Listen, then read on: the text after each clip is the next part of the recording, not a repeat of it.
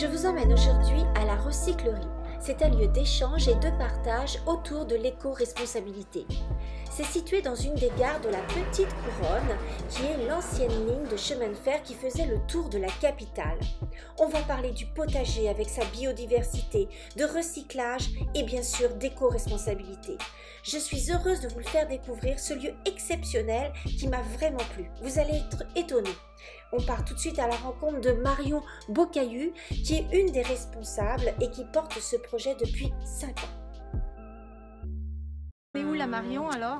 On est à la recyclerie Port de Clignancourt, un tiers-lieu d'expérimentation qu'on dédie à l'éco-responsabilité, où on parle de tout ce qui touche aux valeurs éco-responsables dans un lieu assez joli. Et là on est dans notre ferme urbaine devant le poulailler. Le poulailler? Ouais, où on a une quinzaine de poules qui mangent les restes du restaurant. Salut les filles! On dit bonjour? Et voilà, elles disent bonjour. Salut! Ce qui est super avec les poules, c'est qu'on est vraiment dans une économie circulaire. Elles mangent les restes du restaurant et elles nous font des œufs. Donc voilà, c'est une manière pour nous de montrer qu'on peut valoriser les déchets. Elles valorisent à peu près 4 tonnes de déchets par an quand même. Donc c'est un début. Et c'est pour nous une manière d'inspirer, de montrer un peu l'exemple pour que on ait peut-être tous des poules chez nous qui réduisent un peu nos poubelles. À la recyclerie, il y a aussi ce qu'on appelle la forêt comestible. Le principe, c'est d'avoir une biodiversité la plus dense possible. On va avoir des plantes aromatiques, on va avoir des petits framboisiers, ce genre de choses. Et l'idée ici, c'est de préserver, protéger la biodiversité, favoriser la biodiversité le plus possible pour qu'on ait une diversité des espèces qui se trouvent à la recyclerie et de manière plus générale dans les zones urbaines. Attends, c'est incroyable parce qu'on n'a pas l'impression d'être en plein Paris quand même. Là en bas, c'est la voie ferrée, parce que là on est sur la petite ceinture. Exactement. Vu comment c'est bouché dans Paris, ça serait bien qu'ils la remettent en route, cette petite ceinture. Démonstrateur d'aquaponie qui est là pour montrer un peu le fonctionnement que l'on peut faire avec des poissons dont les déjections vont se transformer en nutriments et pouvoir nourrir les plantes qui ensuite purifient l'eau qui retourne aux poissons. Et ensuite on a aussi végétalisé, là on le voit moins mais tous les talus sont végétalisés, on y a planté des tomates, etc. Ici on a fabriqué avec nos adhérents un hôtel à insectes. Ah, il est grand. Ouais, il est grand, il commence à bien fonctionner, donc on a mis une petite barrière pour protéger. Vous voyez, il y a pas mal d'insectes qui font leur vie. Donc voilà, ça c'est pareil, ça a été fabriqué, vous le voyez, avec que de la récup, des palettes, du bois, etc. On est à la fois sur de la protection de la biodiversité et aussi beaucoup de pédagogie pour montrer comment chacun peut agir pour la biodiversité. Et ça continue. Avec la pétanque. Et juste après la partie de pétanque, et bien direction le potager. Donc là on arrive dans le potager, on a 5 bacs d'1 mètre cube et dans ce compost là on va mettre les déchets organiques du restaurant et des adhérents qui peuvent amener leurs déchets organiques. Voilà. On le tourne tous les jours, on l'équilibre, voilà. Et du coup là aussi on valorise à peu près 4 tonnes de déchets par an qui deviennent du terreau fertile qu'on utilise ensuite dans notre ferme.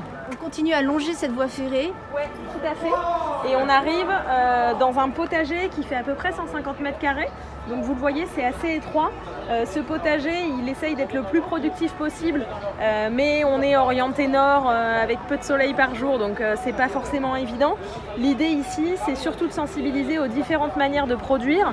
On a des buts en lasagne, on a des buts en sandwich, on a plusieurs manières de produire.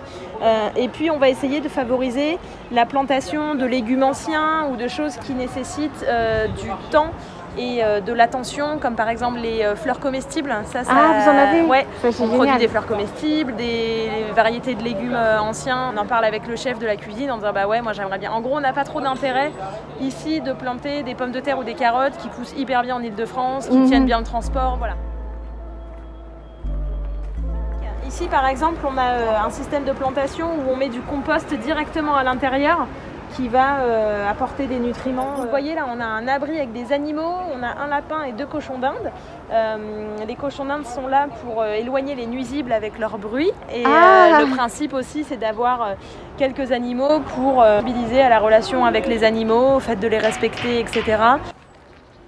Vous avez des canards? Oui, on a des canards qui sont dans le poulailler. Les canards, on les sort dans le potager plusieurs fois par semaine pour manger les limaces. Et là, on arrive dans la serre qui résume bien l'aspect productif, esthétique et pédagogique. Esthétique, bon, parce qu'on a voulu un peu joli et que ça fait un peu la cerise sur le gâteau quand on arrive au bout du potager. Productif parce qu'on a gardé de la terre sur cette partie-là et qu'on a fabriqué des bacs un petit peu plus loin dans lesquels on va aussi produire des choses différentes qu'au potager parce qu'on a quand même quelques degrés, on le ressent là, oui, quelques degrés en plus et un taux d'humidité qui est assez différent. Et puis pédagogique parce que sur les tables que vous voyez là, c'est là qu'on va recevoir notre public scolaire pour faire des ateliers, un public d'entreprise. Voilà, c'est là aussi qu'on essaye de transmettre pas mal de choses autour de l'agriculture urbaine. Et vous avez combien de personnes qui travaillent ici, qui s'occupent de tout ça? Alors, la ferme urbaine, on a 2 personnes. À l'atelier, on a un réparateur et un coordinateur. Et ensuite, on a une petite quarantaine de personnes qui gravitent autour du bar, de la cantine, des bureaux, etc. Et on a à peu près 400 adhérents de l'association qui nous suivent du coup en tant que communauté active.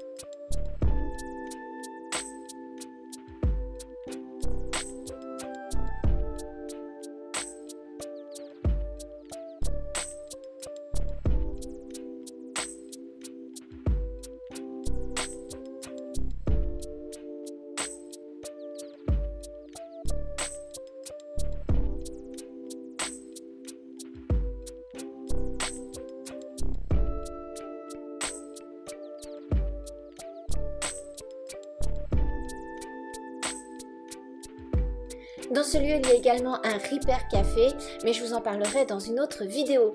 En attendant, j'espère que cette vidéo vous a plu. Bien sûr, vous retrouvez toute cette interview de Marion dans mon livre, Ma déco éco-responsable, qui est paru aux éditions Mango.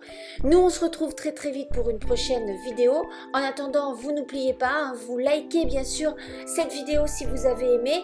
Et n'oubliez pas non plus de vous abonner à ma chaîne YouTube. Je compte sur vous. Allez, à très vite, je vous embrasse très fort.